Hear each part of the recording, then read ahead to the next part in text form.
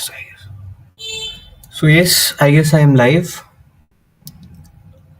Well, uh, let's start with a new topic that is rotation. A new section rotation.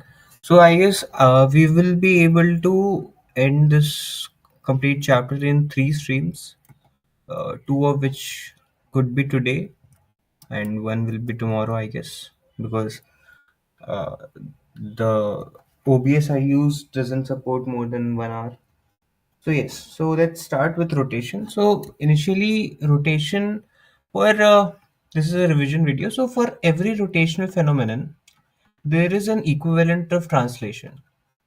Like like for example, mass in translation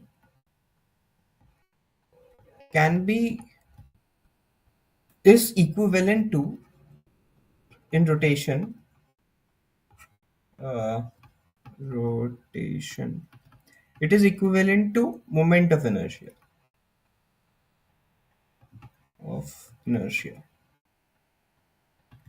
And like velocity in translation, velocity is equivalent to uh, angular velocity in rotation.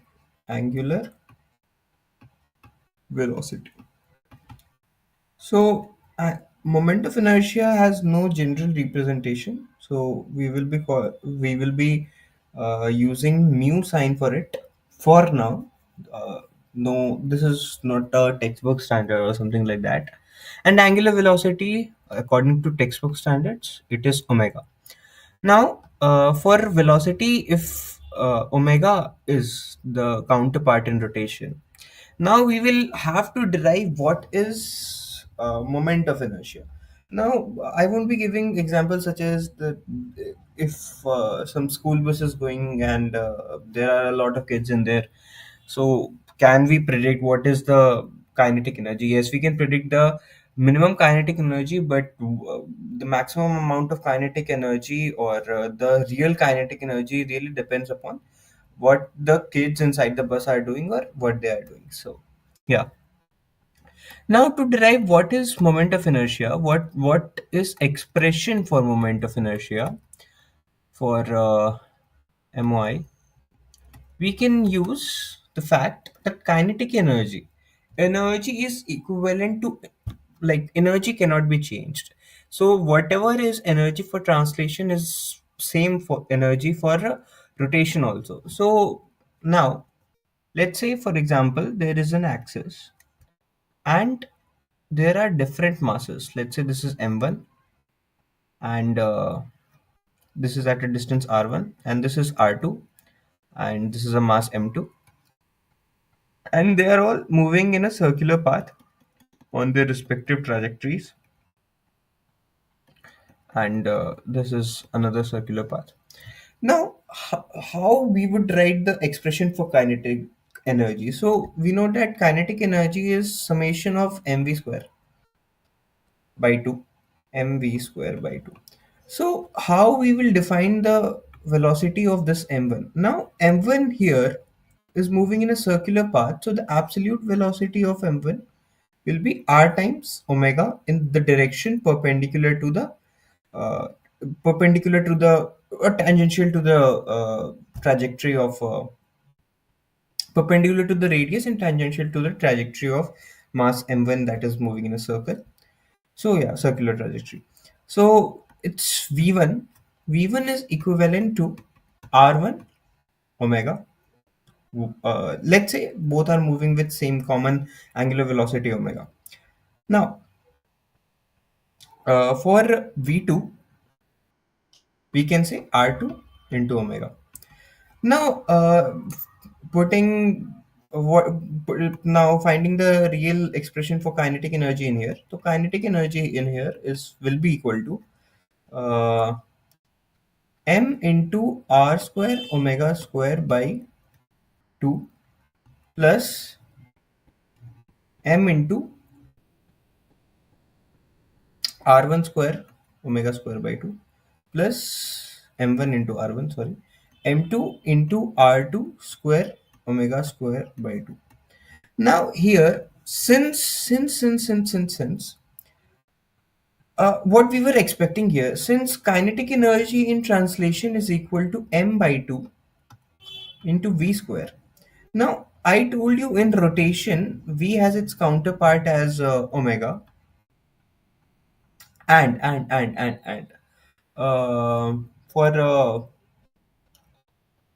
for mass, the counterpart is uh, moment of inertia. Now, for example, if we take omega square by 2 out of the expression, whatever we have gotten here, then the remaining part will be equal to mu. So that is what we were expecting. So now, chasing down omega square by 2 taken common, it will give us m1 r1 squared plus m2 r2 squared. Now, this expression is equivalent to mass in translation, that is moment of inertia and rotation. So yeah, this expression. Now, let's say instead of these two masses, there was a disk here, or there was a random shape, let's say 2D shape here. So we can say that there are infinite small dm masses at a distance x, at a varying distance x. Now, what this result will yield us is the moment of inertia for there is equal to mu is equal to summation of dm into the respective x square. And this summation, since we are dealing with very infinitesimally smaller masses and varying distances, this summation can be further further replaced by an integration sign, and that will give us dm into x squared. So yeah, this is mu for us. Now, since we have gotten mu, now we know what is moment of inertia. So now let us just jump in what is the moment of inertia for a rod. So for simpler things, I won't be doing the derivation. So from center of mass, since moment of inertia is least here, ml square by 12. From an extreme point, moment of inertia is equal to ml squared by 3. Now these two results are here. Now with uh, let's go with simple another figure, ring, let's say, for example. Now here, since all the mass m is equally distant from the center of mass, which is distant, which distances are, therefore summation integration dm r square will come out, and summation dm will be simply m, so mr square. Now for case of ring it is mr square, but for the case of disk, let's say for example, we will have to take uh, let's say for example, yes, now this is a disk, so this is completely failed. Now for the case of disk, we will have to take various smaller rings inside as the element. So uh,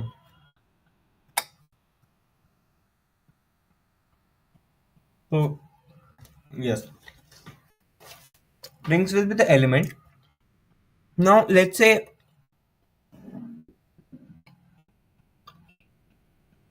now we have used mu for yes, so let's say lambda is the mass per unit area,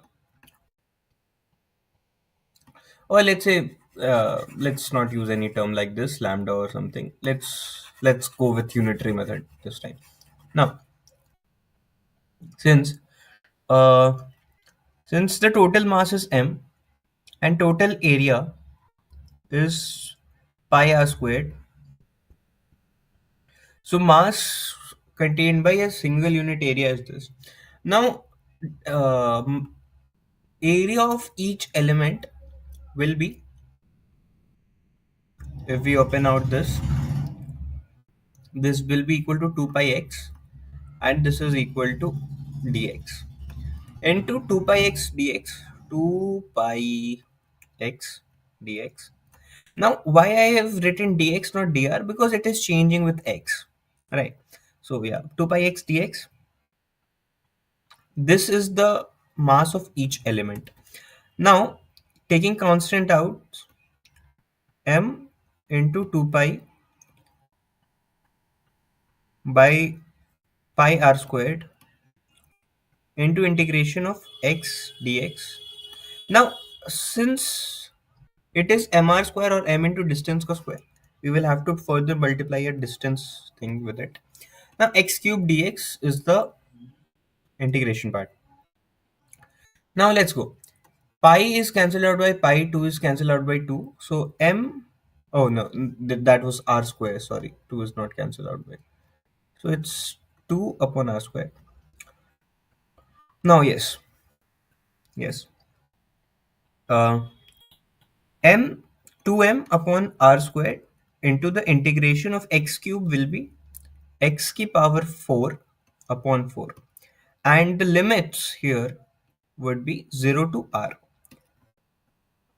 Now this gives us 2 by 4 mr square, or half mr square. So that is how you derive the expression for moment of inertia of a disk. Now let me quickly check what can we now see here. I guess we can now just quickly move to parallel axis theorem and perpendicular axis theorem. Now, parallel axis theorem is a theorem that says कि if you know, uh, now let's start with parallel axis theorem.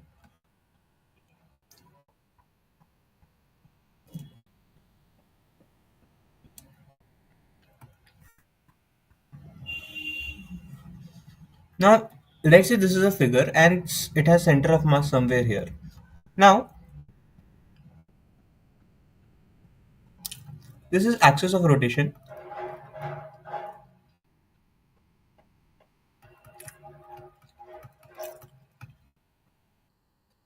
Now, let's say this is center of mass, and when it is axis of rotation, the moment of inertia comes out to be mu c(m), and the total mass is m for this. Now we have to find out the um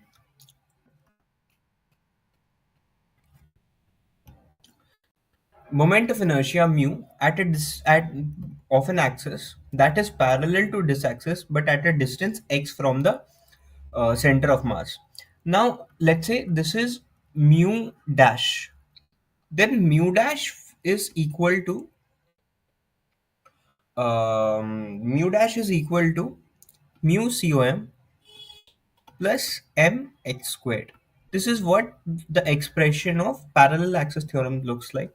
Now, this is a fast, rapid revision video, so I'm not gonna derive this for you. So let us now quickly move to the next part, which is, let me just choose a better thing. Yes, this is not better. Let's go delete. Now, uh, let's go. What is perpendicular axis theorem?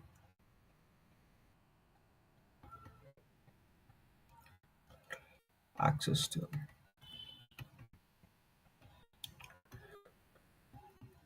Now, perpendicular axis theorem says that this is only applied on 2D objects. Let's say there is, or laminar objects. Laminar objects, there is a slight difference between laminar and 2D. Laminar and 2D objects. Uh, Actually, 2D objects is a subset of laminar objects, so I won't write laminar and 2D. Now, laminar objects are those objects in which uh, it contains all the 2D objects, all the surface kind of objects, like that doesn't have any height, or 2D objects. And it also contains some objects, like if I made a figure like this is a Nazi symbol, this is not a Nazi symbol, sorry, this is swastik.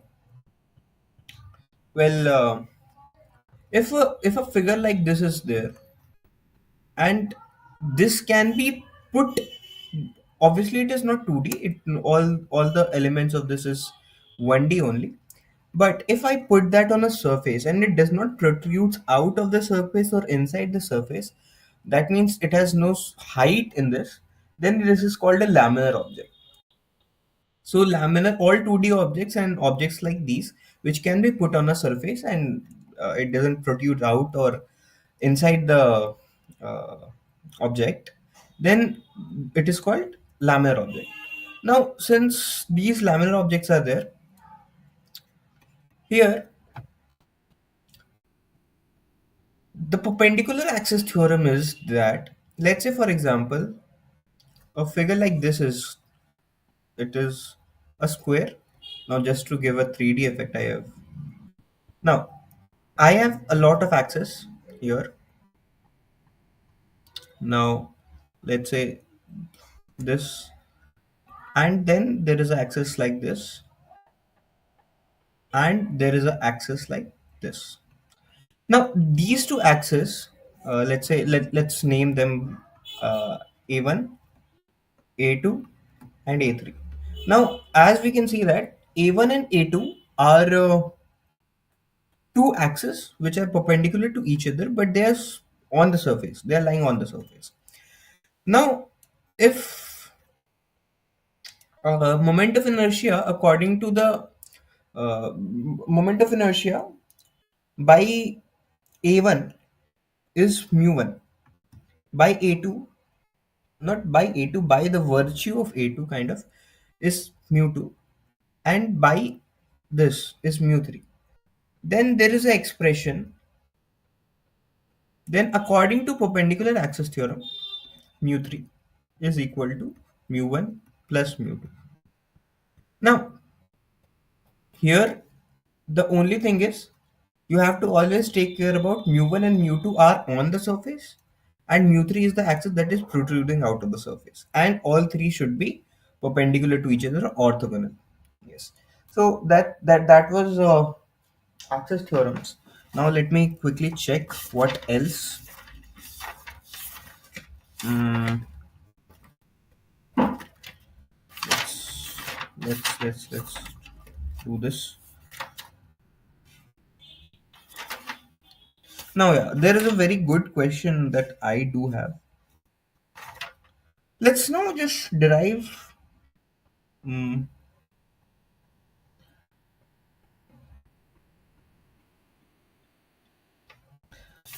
let's let me just check.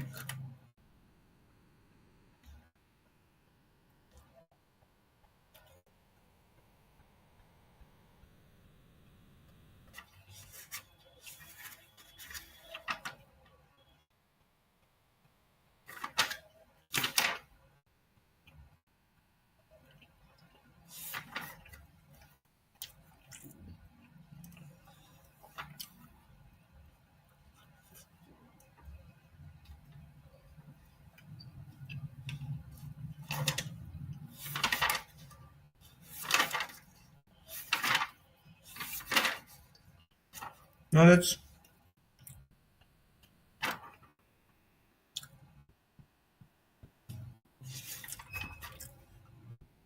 let's move on to find uh, moment of inertia of different objects. Now we have discussed rod. We have discussed rod from two positions. Now we have discussed ring. We have discussed disk. Now we should discuss, let's say, for example, a hollow sphere. Now, a hollow sphere, yes. For an axis, well, let's think intuitively for some time, or let's leave it. Now, this is a hollow sphere, and this is the This is any random axis that is passing through center of mass or the center of hollow sphere. Now for this, for for finding out moment of inertia from this, what we can do is we can what elements we can take. So let's say for example, if I take elements that are rings, then will it be helpful for us? I know I just don't remember the derivation of this, but yes, we will do that. Let's now discuss if we take the this alpha, not alpha, let's say theta, because we are more comfortable with d theta. Theta as the parameter that is changing now, uh, and d theta is the small change. Then the element that will be there, since the mass is distributed in its area only, we will use that only. So the element that will come out from there. Now let's start. R of 90 minus theta. So we should take theta from there or not? R into 90 minus theta. That is equal to the radius of this small element that we have taken. Now R into 90 minus theta is the radius. Now what to do? So if we will open up that element, we will get a strap, and this strap will have length 2 pi r into 90 minus theta. No, I just wish if I could multiply it simply. Yeah, let's go. And then this is equal to r into d theta. I wish why to take theta from this axis if taking from this axis is more comfortable. So I'm just changing the theta. I won't take theta from here. I would take theta from here, theta, and d theta is this. So let's remove this also. Now, yeah, theta. Now let's remove this 90 minus thing. So now 2 pi r theta is the length of this element, and r into d theta. So 2 pi r squared into theta dot d theta is the mass of the element that we have gotten. Now distance of this element would be r cos theta, r cos theta. Now, now. Yes, we have got this theta thing in here. I really want to change theta into some constant kind of stuff, so we can do that. So yeah, um, we let's go ahead. Something we will figure out. 2 pi r squared theta dot d theta is the mass into r square cos square theta. Now theta is changing, and there is also function of theta in, yes, now I think I can do it. Theta into cos square theta, 1 minus cos 2 theta upon 2.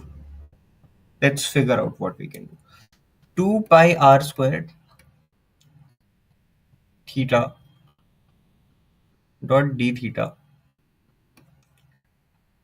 2 pi r की power 4, sorry, theta into d theta into cos square theta.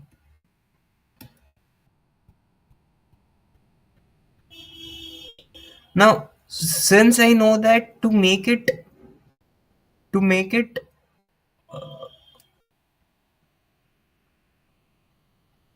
now, one more mistake I have made is we have not multiplied the mass per unit length with the mass per unit area with this. So this minor change will be made everywhere. So m upon 4 pi r squared. Okay. So m divided by 4 pi r squared. Now, now this is dimensionally correct. That was what I was thinking, is this is not coming dimensionally correct only. So yeah, now what we have to do is we have to do this integration as an 11th standard boy. So is there something I can do? Cos square theta. Let's now convert this. Now integration के अंदर का expression I am taking बाहर, and cos square theta is equal to 2 cos square theta is equal to 1 minus 1 plus cos 2 theta. So cos square theta is 1 plus cos 2 theta by 2, 1 plus cos 2 theta by 2. But then again theta, 2 theta again, that will be a problem. So there was a very intuitive solution to this, but I just want to take a little break. So, well, how much time is remaining? 26 minutes is remaining. So let's take a break for 4 minutes and then we will come back.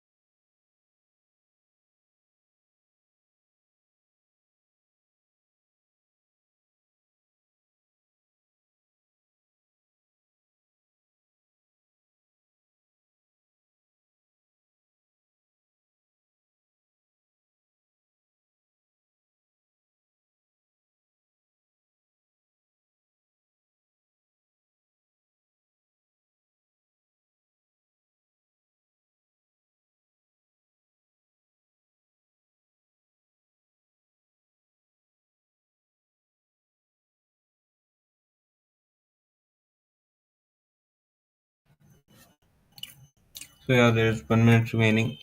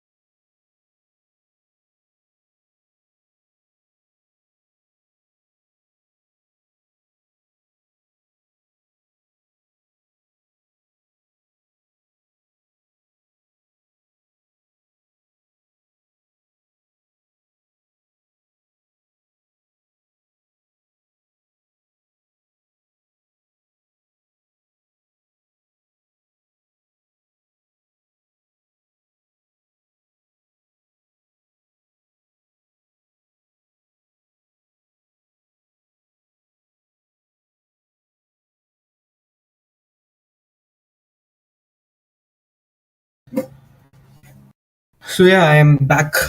Actually,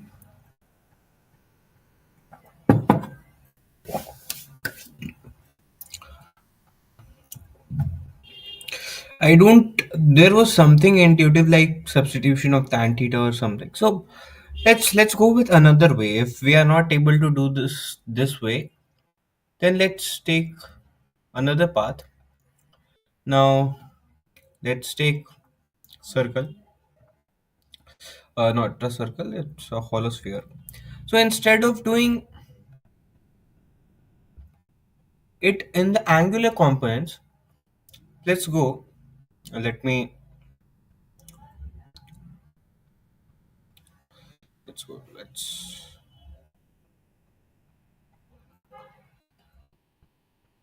Now yeah. Let's instead of taking let me just draw it completely. Instead of taking angular components, we can actually uh, roughly I guess it would fit somewhere only. Yeah. Now, instead of taking angular components here, what we can do is we can take component distant wise. Now, instead of integrating from 0 to 180 degree, we can what we can do is we can come this way. Now here the changing parameter would be x or y. So at a distance y, let's say this is r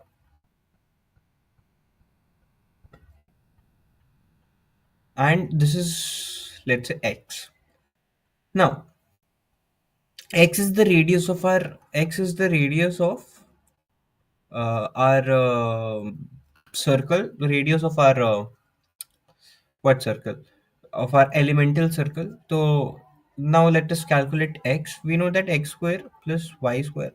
Since I am thinking to integrate it from 0 to r in y, no, not from 0 to r, from minus r to r in y. So that is why I am finding out x in terms of r, x in terms of y. Now this is equal to r square always. This is the universal truth for all x. Now x is equal to under root of r square minus y square. Now we have found out what is x. Now for x, we now know the radius of the elemental ring that we have. Now let's go. 2 pi x will, for the elemental ring, when we will open up, 2 pi x will be its length of the rectangle, and its width will be dx, because the parameter changing is with x. Now 2 pi x dx is equal to the area of element. Now m by 4 pi r square, m by 4 pi r square. Now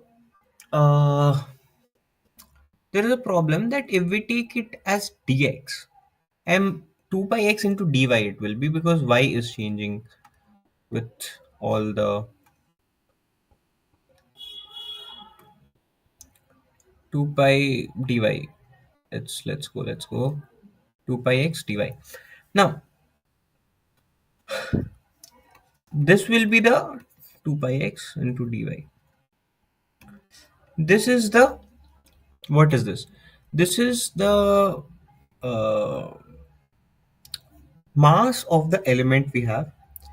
And now what we will do is we will multiply it with into y squared, and that will give us an algebraic expression for, and we will integrate it simply for the moment of inertia. Now taking all the constants out, let me choose this, m by 4 pi r squared into 2, oh, I've just made a mistake again, r square into 2 pi integration of x. We can again do the substitution of r square minus y square ka root, r square minus y square का root, and then we will multiply it with, again I guess this is not very, let's continue, into y squared dot dy. Now what to do? I guess we will have to use under root, we will have to use sine inverse x upon a ka. Hmm.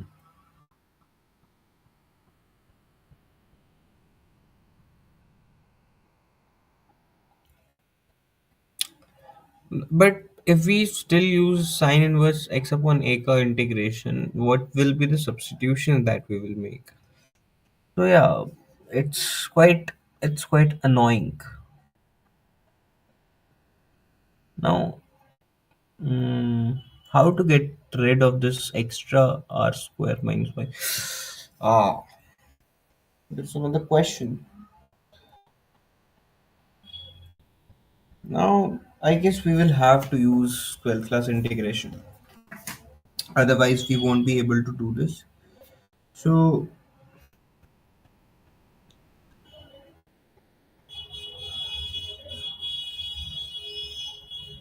changing the entire expression to x in terms of x won't help. So, yeah, I mean, we will have to use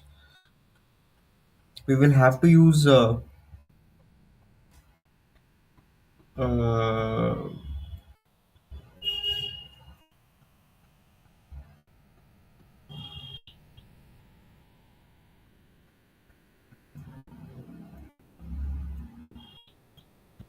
there is no way. So, we will have to use this 12th class integration, and that will give us the result 2 by 3 m r square. So, yeah, that's quite interesting. Now, similarly, we will take the elements, and now I am just getting bored, so I'm just telling the results. Result, not the results. I am now just telling you the result of, for a solid sphere. For a solid sphere,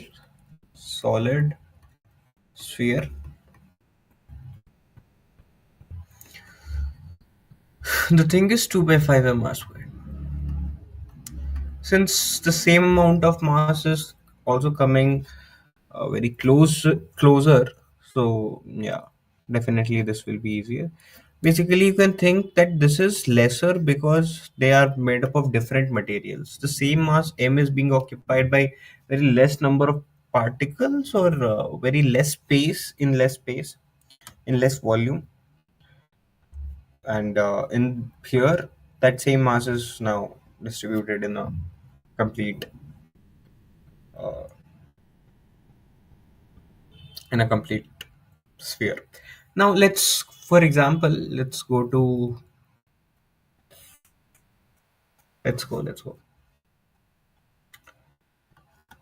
the next thing that I do have in my notes.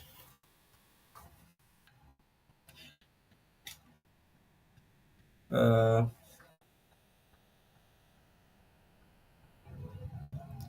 Now let's take for example, uh, for a cylindrical lamina. That's a good question. Should I take that? So yeah, let's take moment of inertia first.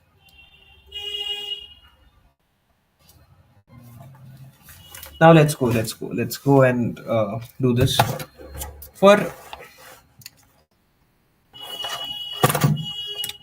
Now, for a cylinder,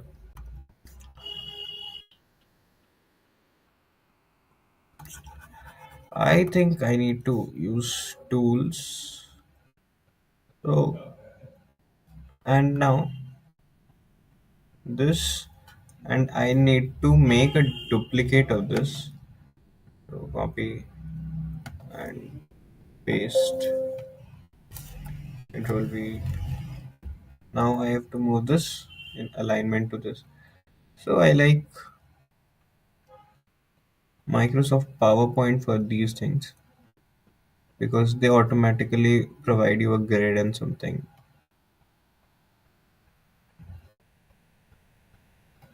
Now yes. uh, copy and paste. Now we can move this here. So now, let's say for example,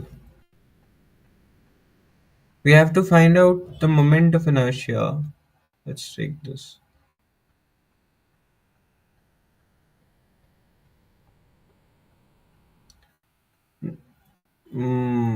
This is not looking very good, but yeah, it's okay. Now, for this figure, what will be the element that you take? For a cylindrical lamina, there are no lids on both sides. If there were lids, it would be very easy because all the mass of whatever the mass of the lid is, it is at a distance. It is at a distance h by two from both of them. So yeah, let's go now straight into finding out the moment of inertia about this axis. We have to find out. Now, element will be definitely a ring. Now, for a ring, since for a ring, this moment of inertia was mr squared. The moment of inertia for the perpendiculars will be mr squared by 2. Simple perpendicular axis theorem. Now, for here, for an axis at a distance x from it, if the moment of inertia is m r squared by 2, then for an axis, for a parallel axis that is at a distance x from it, it would definitely be equal to, because this is passing through the center of mass. Now the let me just write it dm so that it will be clear that it is elemental. Now at a distance x, it will be equal to dm r square by 2 plus dm x square. Now, so basically we have to do this integration from minus h by 2 to h by 2. From minus h by 2 to h by 2. Let's say if we let's say it is 2l, the height of, or let's do this now. Now since I have written this, no need to make it more simpler. Now how can we write dm? Dm is basically the mass is all let's say m is the total mass and h is the total height, so into dx, I guess this would be fine. M by h into dx, yeah, that would be fine. I don't know how it is done actually, but yeah, that's my intuition, that because according to unitary method this should be true. Now m upon h into dx into r square by 2. So yeah, plus,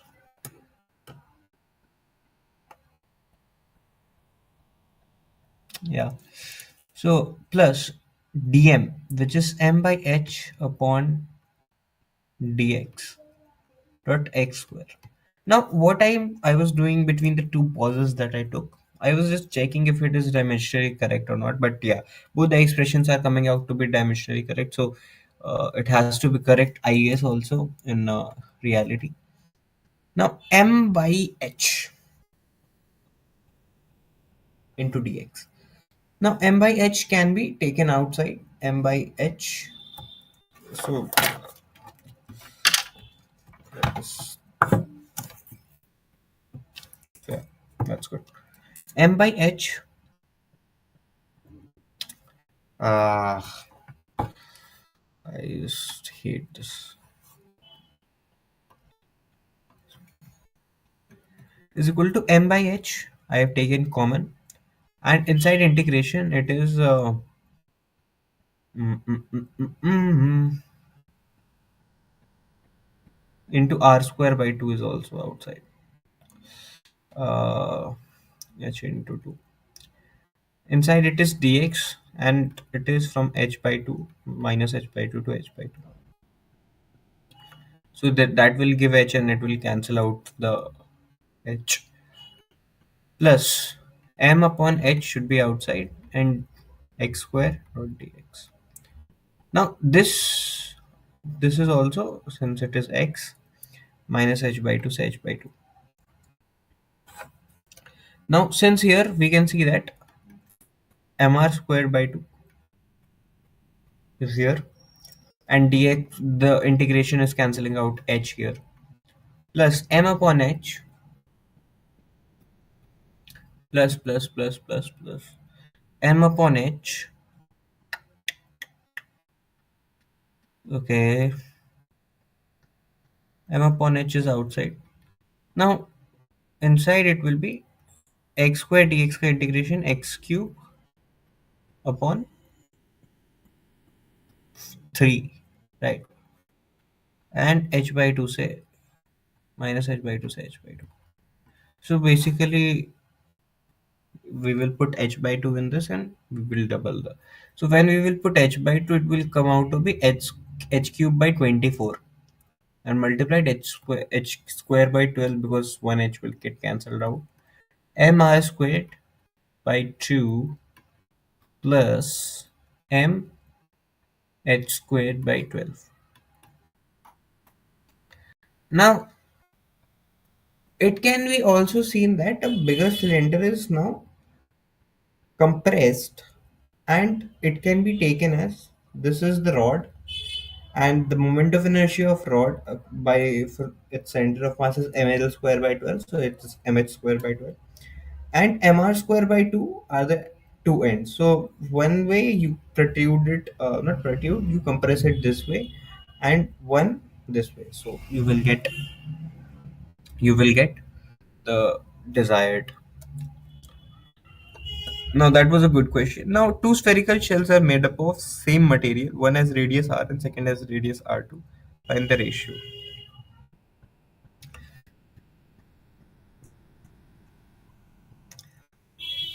Now let's say, uh,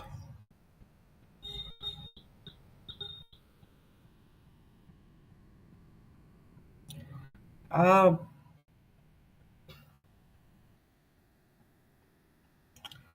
let's go. Let's see how much time is remaining. Yeah, it's completely 11 more minutes. So yeah, let's go with this.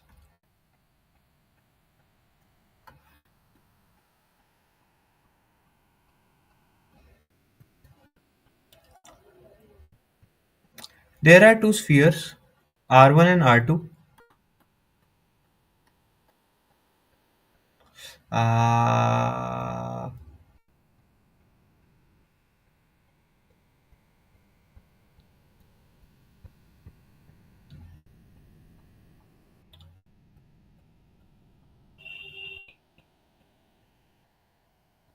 Now, yeah, perfect.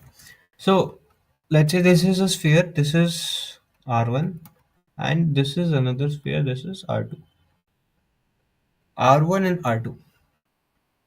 These are made up of same material. One has radius R and another has radius R2. Now we have to find out the dependence of, now we have to find out the ratio of mu1 upon mu2.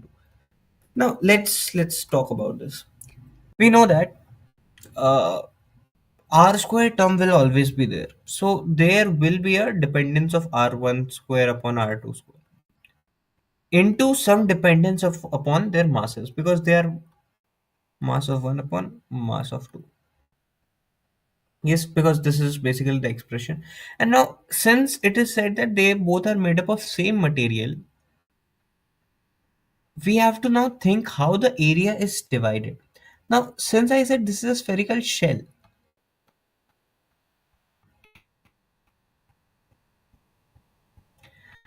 in here the area is divided in the ratio, uh, the area is divided, the mass is divided in areas, and area is a thing that is whose dimensions are directly proportional to r squared, right? Or any length ka squared. Like, what I am trying to say is dimension of area is l squared. Now this will always show a dependence upon r1 squared upon r2 squared. Now therefore mu1 upon mu2 is equal to, no, my mu and r are looking completely same, but yeah, they are different. R1 squared, r1 की power 4 upon r2 की power 4. This is what I am saying. So for a laminar object, for not a laminar object, but for any object in which, let's say for even example of a triangle, if the dimensions are increased by 2 times,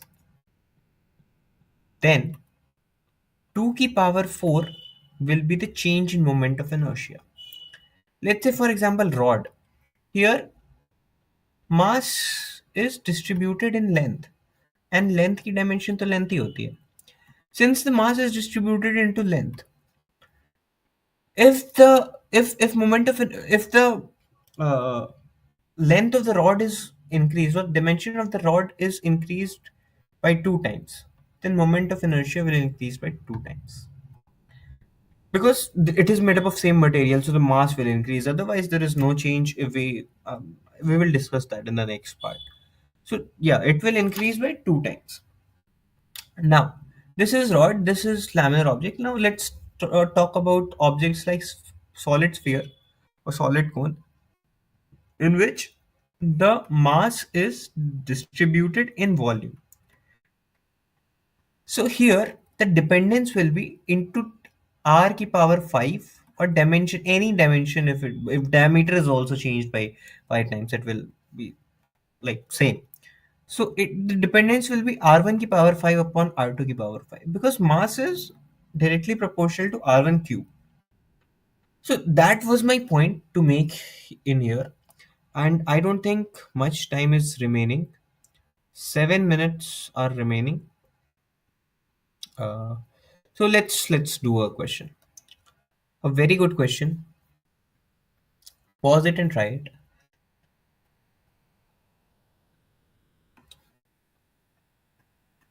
Let's say, uh, can I add a shape? Automatic shape, yes.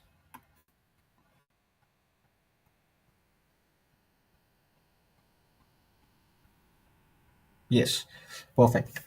Now, automatic shape is off. So yeah, automatic shape is off. So this is the dimension of this is a, and we have to find out a, a, a, and we have to find out the moment of inertia about an axis that passes through its center. Let me take shape, and this is a line. We have to find out the moment of inertia that passes through its center and is clearly on the object. It is not uh, protruding out or inside of the object. If you didn't understand the question, I am again telling you. If let's say for example, this is the object, then this is a little too big. Let's say for example, this is this, then the moment of inertia is this, and it is moving about like this. Now we have to find out moment of inertia of this about this axis. I. What you will do is think of this figure in two parts. This is one part, this is one part, and this one part is an trapezium of length A, and this will be equal to 2A, obviously, by trigonometry or something. We can make two equilateral triangles from here. So A, this will be A, this will be A, and the net figure will have this.